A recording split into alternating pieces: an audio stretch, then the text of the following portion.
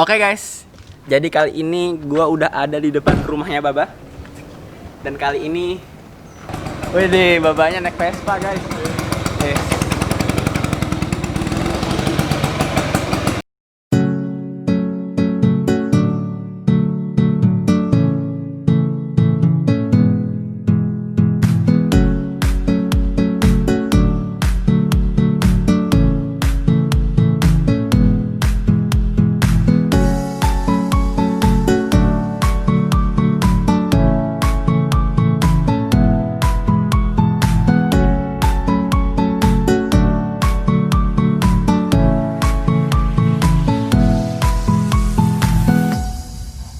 Oke teman-teman, jadi kita langsung aja masuk ke rumah Baba. Penasaran? Langsung.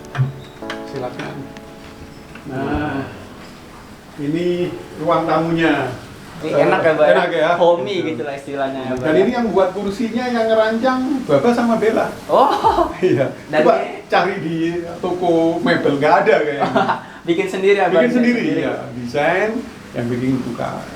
Dan teman-teman, di sini uniknya di bawahnya ini bisa dibuka ya, Baba? Oh iya, betul. Ini bisa dibuka teman-teman. Iya. Nih, wow, pokoknya semua bisa Iya. dibuka gitu. Pokoknya keren banget dah desainnya Baba sama Kabela gitu. Oke. Nah, ayo lanjut, saya ajak ke kantor saya. Saya punya kantor di rumah. Oke. Nah, ini sekarang kantor saya. Nah, ayo, welcome. Wow. Selamat datang. Ini teman-teman kalau misalkan sering nonton DCC ke hari Jumat, pasti hafal nih Baba ruangannya. Iya, di sini ruangannya ya. Nah, kan ini papan tulis yang kita gunakan untuk coret-coret. Nah, ini nggak Baba bersihin, nggak apa-apa ya, biar naturally kayak gini. Lalu sebagai penyemangat tetap ada Vespa. Oh, iya. Nah, ini foto-fotonya Baba ya, ada yang dapat hadiah ini. Iya. Tuh. Ini juga masih, ini kuliahnya Baba, Guardian Angel. Itu Mei November 2011. Kalau ini ada dari animasi, ini anak special need ini yang bukan. Oh, keren Ya, banget. keren ya, itu gurunya manusia, Gampiaga, Banyak banget. macam-macam. Ya, sampai seperti nggak cukup. Belum di Surabaya ya, di rumah Sidoarjo, luar biasa. Oh, ada Vespa juga. Tetap ada Vespa. Vespa di setiap sudut ruangan. Ya, ini buku-buku. Buku ini semua terdata ya. Ada kalau mau dilihat. Nah, ini ada A3, Oh iya, iya. Biar ini teratur ya. B3 ya. Bapak mudah-mudahan punya 1000 buku lebih. Nah, yang Bapak sering gunakan itu Bapak taruh di situ. Nah, jadi di perpus SUH itu Iya. banyak. Bapak nanti sama ada grup kami itu mau menyumbang sampai 1000 ibu. Oke, sekarang kita lanjut ke taman. Oh, dapur Ada dulu. dapur dulu, Ya. Kita mau ke dapur. Nah, kantornya istri saya. Oh iya. Saya sering manggil istri saya itu Nyonya. Nyonya. Ini dapat hadiah dari ibu komite. Nah, ini kantornya seperti ini. Dan kayak gini. Ini apa Nah, nih, Baba? ini lampu sebetulnya. Oh, Dan itu lampu. ini Bella yang mendesain, yang membuatnya. Lemari esnya penuh dengan tempe. Setiap kita perjalanan ke luar negeri pasti Baba selalu beli kayak gini. Ini ada Tallinn. Tallinn itu Estonia. Oh, Estonia. Ya, negara di bawah Finlandia. Ini Finlandianya. Ya, ini Baba sendiri yang buat frame-nya dari batu. Batu alam ya? Iya, batu. Batu alam ya? Iya. Batu apa? Alam betul. Iya, batu alam. Cuman kita pecahin kecil-kecil. Nah, ini waktu kenang-kenangan kita berhaji bertiga. Ya, Bella waktu itu masih usia 17 tahun. Ini ruang tamunya Matahari. Nah, biasanya kita kumpul sekeluarga nonton TV di sini, dengerin radio. Itu ada radio kuno. Oh iya, ada radio kuno. Iya. Hari mendengarkan radio Rasil ya. Di sini ini kuno, Bapak nyari radio yang model kuno. Itu lalu semua aktivitas Bapak itu Bapak masukkan ke digital frame. Oh Ya, iya ini nih. acara-acara Gerak-gerak. penting. Iya. Waktu program Indonesia Mengajar, Bapak seminar sampai ke luar negeri, ke Finlandia, semua ke Jepang, ke Eropa dan lain-lain. Bapak masukkan di ini ada kalau nggak salah 10.000. 10.000 foto. 10 ribuan foto. Bayangin. Tadi kita udah ngobrolin sofa dan macam. Kali ini ada sesuatu yang unik nih. Ya, lukisan ini, lihat. Ini lukisan 3 dimensi, ini karya Bella. Lihat ya, ini dibuat dari bermacam-macam benda ini. Ada ranting kering, ya kan? Ada ada kulit-kulitnya. Ini asli semua ya, Bro? Asli semua. Tamannya di situ. Nah, ini maaf kursinya mestinya di sana. Agak berantakan. Bapak punya koi. Koi. Nah, ini nggak tahu kolam atau akuarium kayak gitu bisa dilihat. Lalu ada burung lovebird. Oh iya, lovebird. Ya, di sana. Ini namanya tray. Tray. Ya, tray itu kayak papan gitu, talam ya. Nah, cuman bukan untuk buat kopi dan lain-lain. Ini Bella yang desain juga. Tray itu untuk mengorganize. Keren banget. Kita lanjut ke atas nih ya, Bay. Atas, ya. Jadi di atas ini tuh ada butiknya Kak Bella. Penasaran? Oke teman-teman, jadi kita sekarang udah ada di lantai 2 dan ini baju-baju semua nih. Langsung aja Mbak ceritain Mbak Ini tempat apa? Galerinya Bella. Oh. Ini yang dijual sama Bella. Yang dibuat contoh-contohnya di sini. Ini gaun-gaun. Ya, lalu aksesoris ya. Ini ada tas juga nih. Ya, Ada ban campuran nih, ada yang batik. Ada yang keren ya. Sesuai dengan ilmu di kuliahnya. Nyambung. Bukan kayak Baba, nomor tapi kalah terus. Jadi Matahari, ini salah satu bukti kalau kuliah cocok dengan passionnya, profesional. Ini workshopnya Bella ini. Ya kan, dia mendesain baju-baju. Itu di sini kantornya ini. Nah, lalu ini ada 2 mesin.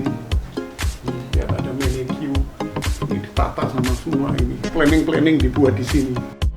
Ini bahan-bahan bakunya, iya kan? Gila. Tadi ruangan workshop Kak Bella tuh benar-benar membuktikan bahwa anak spesial pun bisa loh menghasilkan duit kreatif dan membuat yang di luar kepala gitu. Summer in the hills, those hazy days I do remember. We were running still, had the whole world at our feet, watching seasons change. Our roads were lined with adventure, mountains in the way couldn't keep us from the sea. Here we stand, open arms.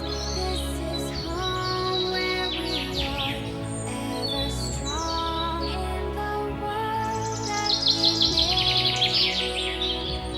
I still hear you in the breeze, see your shadows in the trees, holding on, memories never change.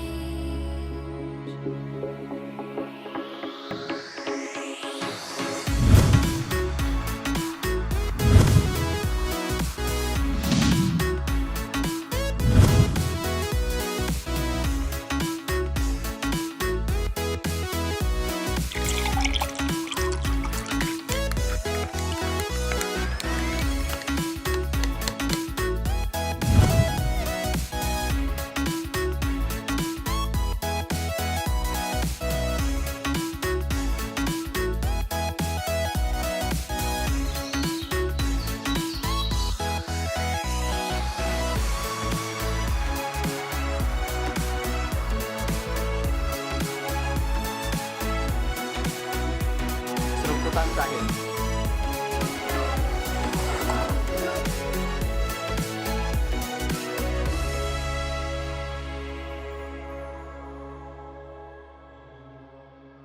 Halo, apa kabar teman serasa? Jadi kali ini kita sudah ada di taman ya, di halaman belakangnya rumahnya Baba.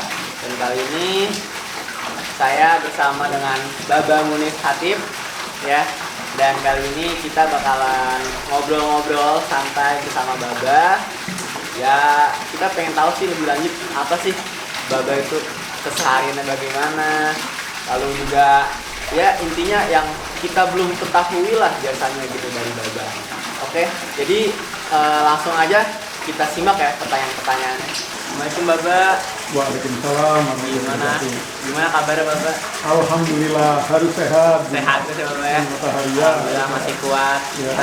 Tadi kan motor-motoran ya Baba ya. Iya. Sendiri-sendiri. Alhamdulillah masih kuat ya Baba ya. Iya. Kalau boleh tahu sekarang umur berapa sih Pak? 51 tahun, Pak. 51 tahun ya, Bu ya. Alhamdulillah masih kuat juga ya, Bu ya. Setengah abad ya. Berarti Baba alhamdulillah masih baik-baik aja ya, Bu ya. Mbak, aku mau nanya nih, Mbak. Mbak, kalau misalkan di rumah itu aktivitas kesehariannya bagaimana sih? Terima kasih Matahari sama Hafiz ya sudah datang ke rumah Bapak. Jadi kalau ditanya masalah aktivitas sehari-hari ya, jadi kalau dari urutan waktu aja paling enak. Habis sholat subuh, Bapak itu nulis, ya nulis. Mau satu artikel, satu halaman, apa yang ada di kepala Bapak itu Bapak tulis. Dan ini sejak dari dulu kebiasaan nulis itu. Jadi Bapak kok setuju dengan pendapat yang mengatakan jangan berpikir kamu menulis apa, tapi tulislah yang kamu pikirkan. Oh, iya. Jadi Bapak balik. Nah setelah nulis, maka selanjutnya Bapak biasanya buat materi, webinar, pelatihan guru, dan juga untuk ngajar ke anak-anak human. Nah, Bapak buat materi, lalu di sekolah kadang-kadang Bapak buat materi itu. Nah, setelah itu Bapak kerja kan di sekolah seperti biasanya, sampai sore itu pulang. Nah, istirahat sebentar, nah, habis maghrib sampai malam kadang-kadang Bapak belajar. Ya, Bapak sekarang belajarnya enak, caranya dua, baca buku sama lihat YouTube. Oh, iya, lihat YouTube sudah. Itu keseharian Bapak. Oh gitu ya, Mbak, jadinya. Oke, Mbak, selanjutnya aku mau nanya nih, Mbak. Mbak kan tadi kayak motor-motoran gitu ya, Mbak ya. Nah, itu kira-kira hobi Mbak udah. Nah, terus Mbak itu selain motor-motoran itu hobinya apa? Kalau hobi, yang pertama tentunya membaca di malam hari itu kan. Lalu menulis yang tadi itu. Oh. Nah, dan pakai Vespa. Oh, kalau gue tahu nih, Mbak, Bapak Vespaan tiap pagi atau gimana, Mbak? Ya, Bapak kalau ke sekolah kadang-kadang pakai Vespa. Ya kan, karena kan cukup dekat antara rumah dengan sekolah, nggak pakai mobil lah. Rata-rata pakai Vespa. Dan itu sprint tahun 76. Oh, luar biasa ya kan. Dan Bapak dari muda dulu senang Vespa. Itu dari rumah Surabaya sampai di sini tetap ada Vespa. Tua ya, Mbak? Motornya tua ya? Tua, tahun 76 kan sudah jadi barang antik lah. Nah, itulah hobi Bapak. Nah, Mbak, kalau yang terakhir tadi, kalau selama pandemi ini Bapak kegiatannya gitu ya? Ya, Bapak lebih sering membuat materi webinar. Itu kadang-kadang satu hari sampai 4 webinar. Matahari kan luar biasa ya. Jadi kan tadi kita udah ngobrol tentang aktivitas Bapak selama di rumah ini ya, Mbak, ya, selama pandemi. Ini Mbak, aku kan kadang suka ngeliat nih kalau Bapak di rumah suka ditemenin sama Kak Bella ya, Mbak. Nah, aku jadi penasaran nih. Bapak itu sebenarnya punya anak tuh berapa sih, Mbak? Dan apa? Ya, profil singkat dari anak-anak Bapak ya, Mbak. Saya oleh Allah Subhanahu wa taala dikaruniai satu anak saja. Namanya Salsabila, kita manggilnya Bella, seorang putri, ya kan. Dari kecilnya lucu, sampai sekarang udah gede kan, berarti kelahiran Bella itu kelahiran 3 Oktober 1996. Ya, jadi usianya sekarang itu berapa? 24 tahun. Dan sekarang alhamdulillah Bella sudah menikah, sudah lulus sarjana dan menikah. Baru nikah sama apa? Menikah 3 tahun yang lalu. Oh, udah. 2017 menikah. Udah punya anak ya? Belum. Doain ya. Amin. Kalau nanti Bella misalkan cepat hamil, lalu punya bayi, nanti bapaknya akan nulis buku baru. Oh, iya. Judulnya Kakeknya Manusia. Nah, Bapak kan tadi sempat cerita, Mbak, ya, umur 51 tahun. Nah, aku jadi penasaran, Mbak. Bapak itu lahirnya tahun berapa? Terus Bapak itu asal dari mana sih, Mbak? Ya, ini Matahari. Saya ini lahir di Surabaya. Tepatnya tanggal 5 Juli 1969. Jadi arek Surabaya. Oh, bonek ya, Mbak, ya? Bonek. Ya. Bonek itu kan singkatan. Bondo nekat, modal nekat. Gitu. Bondo nekat. Kan terkenal arek Surabaya nekat-nekat gitu kan. Nah, Baba setelah itu aku juga pengen tahu Baba itu dulu riwayat pendidikannya gimana sih Baba? Soalnya kan dulu kan kalau di apa kalau ngomong sama anak-anak kan Baba sering cerita dulu ya Bab, SD, pas SMP gitu ya Bab. Jadi Baba mungkin bisa cerita ke kita ya Bab ya riwayat pendidikan Baba gimana ya Bab? Karena Baba lahir di Surabaya, TK sama SD-nya Baba itu dulu Baba sekolah di TK dan SD Al-Irsyad Surabaya, itu dekat rumahnya Baba di Surabaya. Kemudian SMP itu Baba pindah ke kota Sidoarjo, dekat lah, 1 jam. Semua karena orang tua Baba dulu rumah di Surabaya itu dijual gitu, terus pindah ke Surabaya. Nah, SMP SMA-nya itu di Sidoarjo. SMP-nya itu SMP Negeri 3 Sidoarjo dan SMA-nya itu SMA Negeri 1 Sidoarjo. Unggulan nggak Baba kalau satu? Enggak, waktu zaman Bapak malah nggak ada satunya karena SMA Negeri hanya satu-satunya itu. Ketika beberapa tahun Bapak lulus baru ada SMA Negeri 2, baru yang SMA-nya Bapak dikasih label 1 nomor 1. Unggulan, masuknya susahnya setengah mati. Nah, kemudian Bapak ngelanjutin kuliah S1 di Fakultas Hukum Universitas Brawijaya Malang. Tentu lulus jadi sarjana hukum, SH, gitu, sarjana hukum. Ada singkatannya SH itu tidak hanya sarjana hukum, tapi susah hidup. Emang kenapa tuh Bapak? Kok susah hidup ya? Karena kalau boleh jujur, Bapak salah milih jurusan. Dan bener, salahnya milih jurusan itu ketika SMA. Karena ini anak pinter di SMA-nya. Percaya kan? Bapak pinter lihat rambutnya. Tapi Bapak tidak ketemu passion Bapak di situ. Sehingga ketika milih fakultas hukum itu, ini off the record, diundi, bayangkan pakai undian. Jadi ada kertas kecil-kecil nama fakultas, nama jurusan, dimasukkan ke gelas, terus diundi. Bapak dapat fakultas hukum Universitas Brawijaya Malang, karena Malang itu dingin. Sidoarjo Surabaya kan panas. Itu undian gimana Bapak? Ya sama ketua kelasnya, karena hampir rata-rata satu kelas itu nggak tahu mau masuk jurusan apa, fakultas apa. Jadi kayak pada sama-sama bingung gitu ya? Sama-sama bingung. Daripada bingung, mending kocok-kocokan gitu ya, undi aja. Akhirnya dikocok gitu, kan diurut alfabet itu. M, Munif, ayo Munif maju, ambil. Gitu. Ambil fakultas hukum, catat, juga milih itu, kan keterima. Itu semuanya masuk Brawijaya semua? Enggak, ada macam-macam. Ya, tapi kebanyakan di Fakultas Brawijaya. Jadi dari SMA sekolahnya berapa itu rata-rata hampir 80% lah. Masuknya itu kuliah di Malang. Ya ada yang negeri, Brawijaya, ada yang swasta. Karena Malang dulu itu kan favorit. Iya, favorit. Ya, kan? Favorit lah. Bayangkan tidak favorit, kita dulu kuliah itu masih ada embun yang turun. Bayangkan luar biasa kan. Kayak di luar negeri lah. Kayak di Eropa. Iya, kayak di Eropa gitu. Nah, lalu Baba 5 tahun gitu sempat lah jadi lawyer, Baba cuma gagal lawyer karena bukan passion ya kan. Nah, lalu Baba melanjutkan S2 pertama kali itu di UNJ, Universitas Negeri Jakarta. Nah, prodinya PG PAUD. Baba mulai senang ke pendidikan itu. Nah, Baba ambil S2 itu yang pertama PG PAUD. Mbak, malah PG PAUD itu apa Mbak? PG PAUD itu pendidikan guru, pendidikan anak usia dini.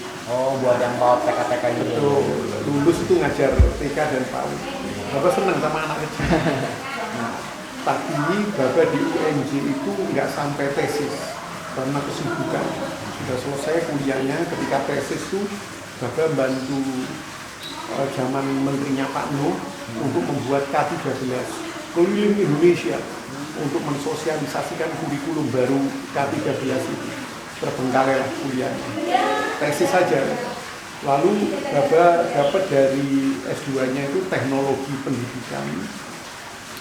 Itu lulus sudah, itu di Surabaya, di Universitas Adidiana.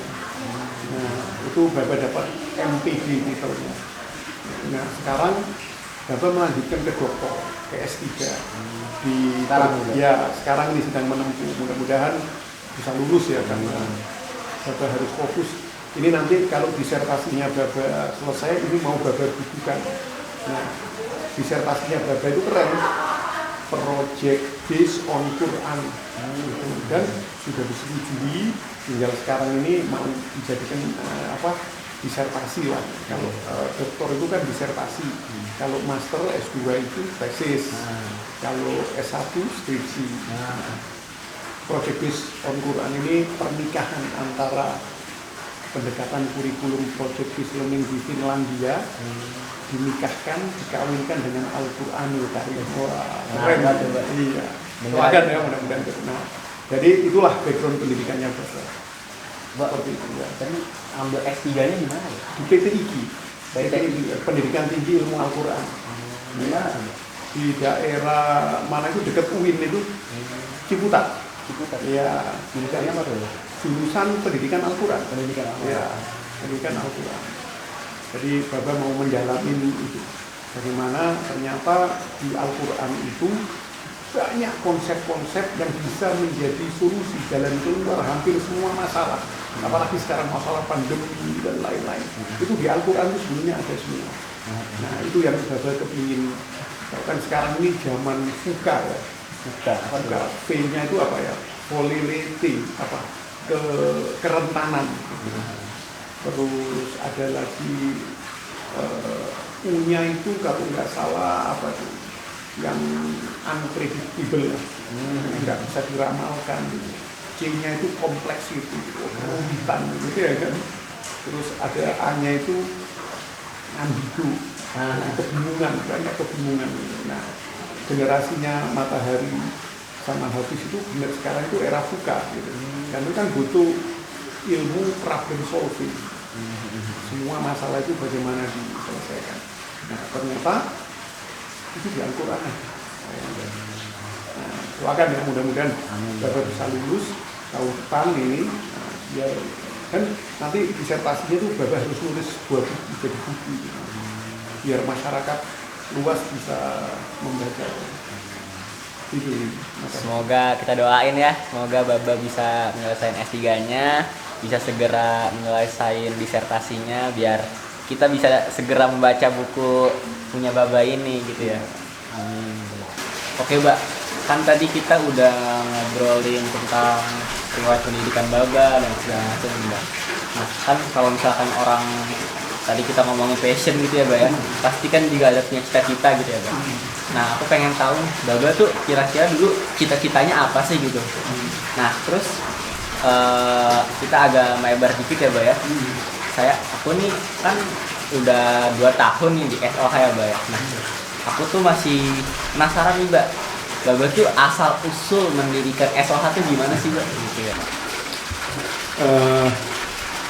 Ini jawabannya agak lucu mungkin Matahari kalau ditanya tentang cita-cita Baba.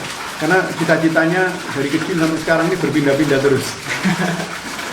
Nah, cuman secara global gitu ya, Baba itu punya cita-cita, kepingin jadi guru.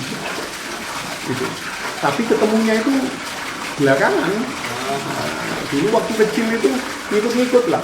Kan dulu Mbak, kalau boleh tahu nih Mbak, dulu Baba cita-citanya berubah-ubah gitu Mbak? Iya, berubah-berubah. Dulu awalnya gimana Mbak?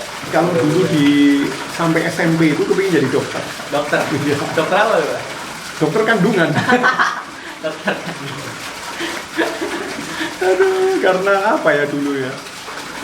Waktu SMP kan dapat mata pelajaran IPA dulu. Oh, dulu Bapak IPA apa gimana? Enggak, SMP itu ada IPA SMP, gitu ya.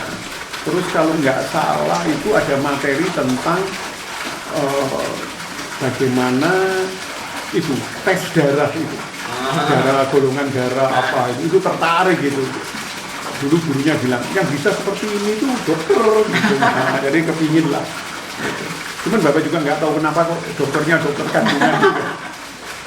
Nah, tapi jujur sampai SMA Bapak ini tidak tahu cita-citanya apa. Karena itu Matahari dan teman-teman di SW jangan sampai kayak Bapak.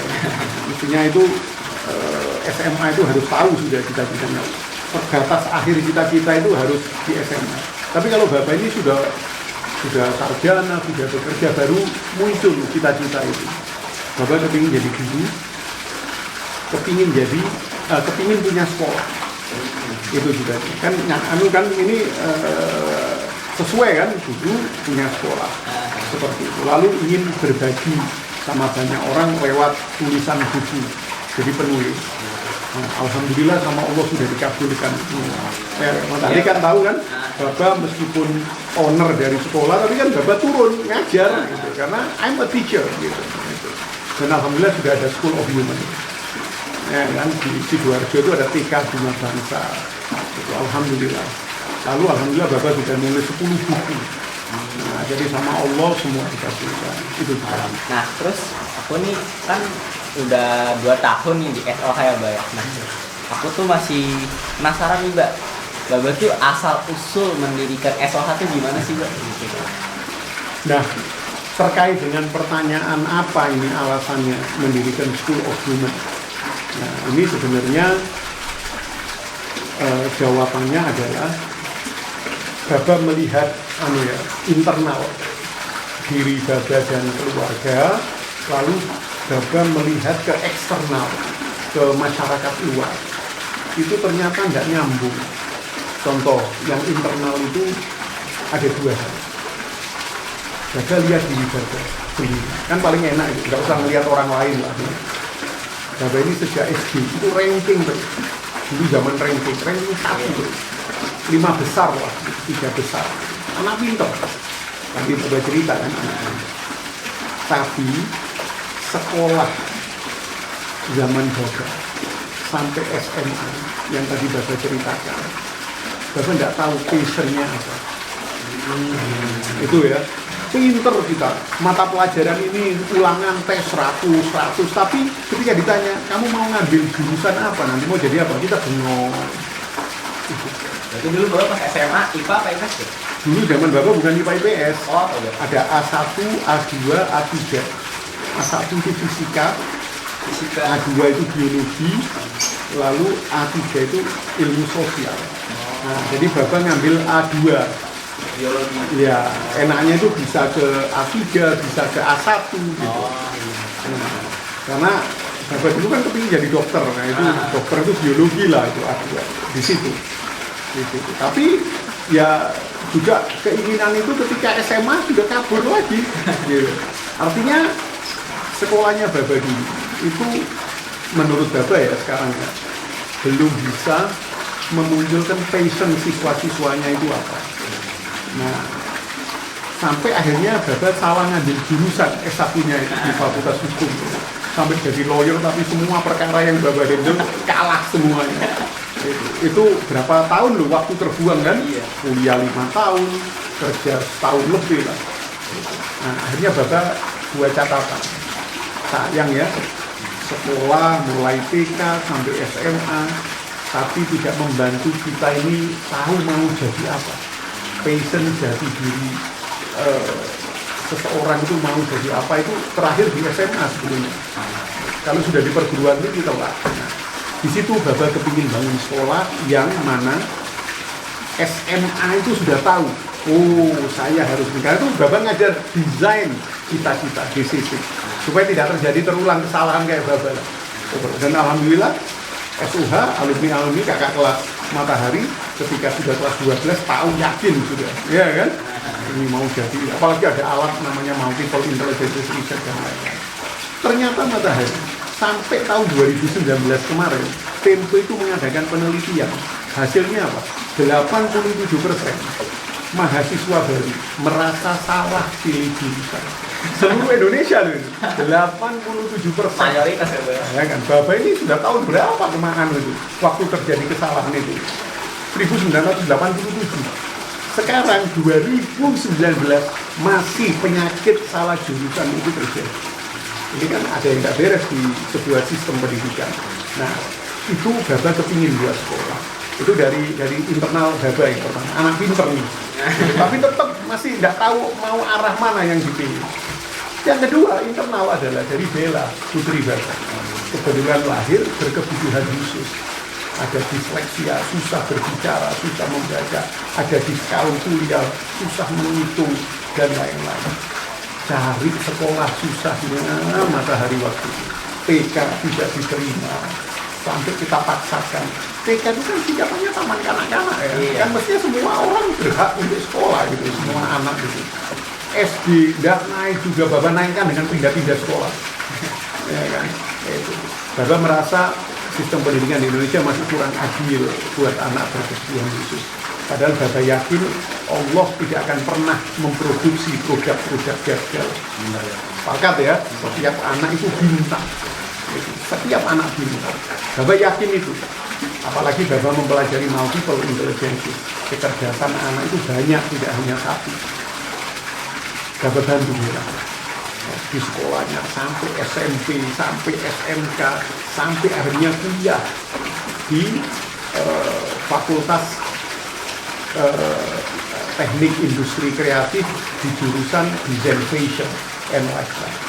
Kita bantu sudah habis-habisan semua, berhasil. Lulus, cum laude, dan sekarang sudah punya butik sendiri, iya kan? Luar biasa. Nah, berarti benar tidak ada anak bodoh, meskipun anak itu berkebutuhan khusus. Nah, tapi ketika dua internal ini, anak pinter kayak Baba, juga nggak ketemu passionnya.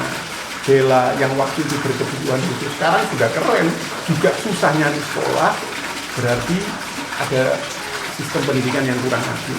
Baba bangun School of Human, sekolahnya manusia, yang setiap siswa kalau masuk ada tesnya denyut ya manusia, ya kan? Kita pakai the best proses, bukan the best input. Setiap anak bagaimanapun kondisinya berhak untuk sekolah. Betul kan? Itu. Dan keren hasilnya anak-anak SOH kan? Ada yang keluar negeri, dapat beasiswa, lulus ya kan?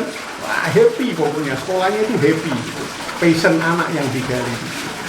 Itulah Baba bangun sekolah School of Human, ingin memasyarakatkan bahwa School of Human itu adalah bukan SLB, bukan sekolah luar biasa. Ada banyak ini orang bilang, oh SOH itu SLB karena ada anak berkebutuhan khusus. Itu saya pikir yang masih kurang pengetahuannya masyarakat. Iya, di negara-negara maju semua sekolah itu sekolah inklusi. Kalau di Finlandia itu ada anak autism ditolak masuk ke sebuah sekolah, sekolahnya Finlandia kan negeri semua. Itu kepala sekolahnya langsung dipenjara. Kriminal sudah karena menghilangkan hak belajar anak. Jadi di sana itu semua sekolah inklusi gitu. Nah di sini aneh kalau ada sekolah inklusi masih aneh, tapi tidak apa-apa lah. Ini nanti waktu akan menjawabnya kan. Toh masyarakat sekarang, keluarga muda sekarang adalah orang-orang pintar yang sudah tahu keliling dunia adalah. Nah, itulah latar belakang Baba mendirikan School of Human. Nah, Baba, kan saya dan teman-teman lain kan kita kan termasuknya mendekati generasi milenial gitu ya, Mbak. Nah, Mbak, aku pengen tahu nih, Mbak, kira-kira kalau menurut Baba, generasi milenial yang ideal menurut Baba itu bagaimana sih? Ya, ciri-ciri generasi milenial yang ideal ya. Ini agak susah jawabnya. Tapi begini, kan tadi Baba bilang ini abad kita ya. Yang kesulitan, membingungkan, ketidakpastian, apalagi kompetisinya hyper sekarang. Hyper itu kayak hypermart, ya kan? Itu apa ya? Tinggi lah sudah hyper. Jadi sebenarnya kalian ini yang hidup di zaman ini atau mendekati generasi milenial ini adalah ciri-ciri yang harus ideal. Satu, harus punya akhlakul karimah, itu akhlak perilaku. Yang pertama itu pondasi. Nah, kalau zaman sekarang anak-anak remaja tidak dibekali akhlak, nah ini biasanya kacau dia nanti dalam berinteraksi. Halal haram oke. Nah akhlak ini didapat dari mana? Dari agama.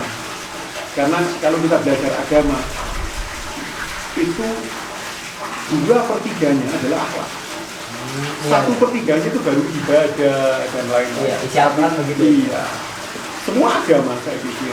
Sampai ada pernyataan orang yang beragama bagus itu lihat akhlaknya. Nah, karena itu yang pertama akhlak. Yang kedua naik dari akhlak. Kalian ini sekarang harus generasi yang ideal itu harus mempunyai kemampuan ada 21 CI. Apa itu?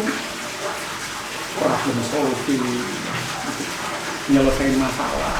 Ya kan harus anak remaja sekarang harus mampu menyelesaikan masalahnya. Lalu life skill, keterampilan hidup itu harus dipunyai. Ya kan? Skill. Bapak di SUH itu ngajar ketika skill itu kemampuan bertanya. Ya, pelajar Indonesia paling susah kalau disuruh tanya. Malu. Iya, itu. Nah itu bagaimana? Sebenarnya bisa anak-anak itu bertanya keren karena memang nggak pernah diajar kayak problem solving itu. Ya, Bapak dulu waktu sekolah sampai kuliah nggak pernah sih dapat mata pelajaran atau mata kuliah problem solving. Nah, lalu ada lagi kreatif trainer, ya, kreativitas sama entrepreneur. Nah, dan ada lagi yang namanya literasi. Ya kan, ada literasi digital. Jadi literasi itu jangan dibayangkan hanya baca tulis saja. Ada literasi budaya, adanya. Kalau Matahari Tahu itulah jadi kurikulum inti dari School of Music. Jadi yang kedua, anak harus bisa benar-benar menguasai kemampuan agar bisa. Nah, yang ketiga, idealnya generasi milenial itu harus mampu membangun network jaringan. Paham ya? Jadi bully-bulian itu sudah kuno mestinya.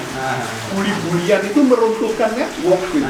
Nakal yang tidak perlu itu meruntuhkan network. Remaja sekarang itu harus kerjasama, punya teman banyak, kolaborasi di medsos oke, teman yang nyata oke, dan lain-lain. Tapi di situ nanti gunanya untuk apa? Setelah kalian lulus kuliah, kalian punya profesi, network itu diperlukan. Jadi sekali lagi ada 3. Yang pertama adalah akhlak, yang kedua 20% century skill, dan yang ketiga kemampuan menjalin network. Oke, Mbak. Jadi tadi kita udah ngobrolin tentang awalnya dulu tentang Baba kecil, sampai tadi gimana Baba bisa mendirikan SOH gitu. Nah, ini pertanyaan terakhir nih, Mbak. Baba, aku mau ini Mbak, Baba ngasih pesan-pesan buat teman-teman saya di SOH nih, Mbak. Pesan-pesan buat anak muda dari Baba. Pesan-pesan Baba ini untuk seluruh siswa ya di School of Music. Yang pertama, kalian harus tahu gaya belajar kalian itu apa, learning style. Karena kalau kalian tahu gaya belajar, semua materi ajar, apapun mata pelajarannya, itu gampang kalian pahami. Jadi School of Human itu ya banyak pintar-pintarnya, iya kan? Dan kita punya alat namanya multiple intelligences untuk mengetahui gaya belajar setiap siswa. Bapak pesan itu. Yang kedua, kalian harus yakin kalau kalian ini juara. Ya. Dan ingat, juara itu banyak. Juara itu nggak harus akademis. Iya. Ya. Kalian itu cerdas. Dan kecerdasan itu banyak. Tidak hanya kecerdasan tunggal kalau dilihat dari angka-angka. Tidak. Ya kan? Yang ketiga, Matahari.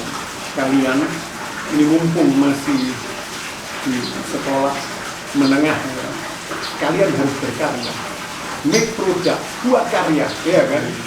Buat project, ya. Kalian harus banyak melakukan performance, unjuk kerja, diskusi macam-macam ya, atau buat ini kayak sekarang dibuat podcast dan lain-lain itu, atau yang punya unsur investigasi, eksperimen, riset, penelitian. Dan kerennya School of Human adalah merangkum dokumentasi karya kalian itu di portofolio. Sekarang ini zaman portofolio, ya kan? Sekarang kalau kita mau usaha, apakah itu fresh graduate, itu kalau kita mau kerja, nyari kerja nanti, itu sekarang perusahaan-perusahaan yang maju itu, yang besar itu tidak tanya kamu dari perguruan tinggi mana, IPK kamu nilainya berapa, tidak tanya itu. Yang ditanya apa? Mana portofolio Anda? Anda ini sudah melakukan apa? Anda ini sudah buat apa? Anda ini sudah pernah nyoba apa? Ngikut apa? Nah itu yang ditanya. Dari situlah kualitas akademis seseorang itu ditentukan dari portofolio. Tidak hanya hasil tes-tes saja atau nilai rapor yang berisi angka. Nah, karena itu menurut Baba, pesan Baba, kalian di SMA harus banyak berkarya. Nanti oleh sekolah dirangkum dalam dokumentasi portofolio. Insya Allah itu akan membantu kalian nanti setelah lulus dari SMA. Ya, jadi pesan Baba, satu, Baba ulangi lagi adalah apa tadi? Kalian harus tahu learning style kalian, ya kan? Supaya cepat paham lah semua materi. Lalu kalian punya multiple intelligence, karena punya kecerdasan. Kalian itu juga. Yang ketiga adalah berkaryalah, ya kan? Berkaryalah. Dan yang keempat, ini yang tadi Baba katakan, ini ciri-ciri generasi milenial. Kalian di SMA harus mampu membangun network. Biasakan itu di SMA, nanti di perguruan tingginya kalian akan terbiasa membangun network. Harus sekali lagi Baba ingatkan, tinggalkan nakal-nakal yang tidak perlu di masa SMA. Sayang sekali kalau hanya 3 tahun waktu yang pendek kalian isi dengan nakal-nakal yang tidak perlu, ya kan itu. Itu tadi contohnya bully kan sekarang bully itu di medsos gara-gara pandemi dan lain-lain, itu sudah tinggalkan semua. Lebih bagus kenalan sama siapa saja, apalagi sama-sama di sekolah, ya kan, lalu membangun hal-hal yang baru, karya-karya baru bersama, kolaborasi dari malam dunia. Tidak 4 hal ini pesan Baba, ya kan. Harus tahu learning style supaya kalian jadi anak pinter ini, yakin kalian juara, punya kecerdasan, people intelligence.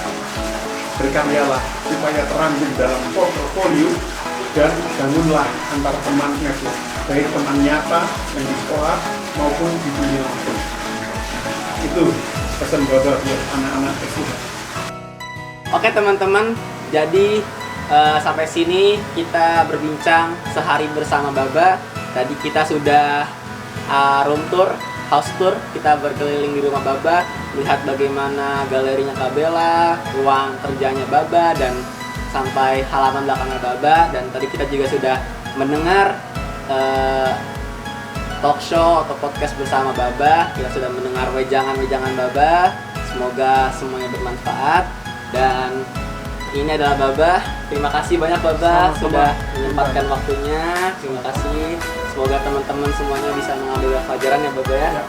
Oke, jadi sampai jumpa lagi di podcast selanjutnya ya. Bye-bye. Bye-bye.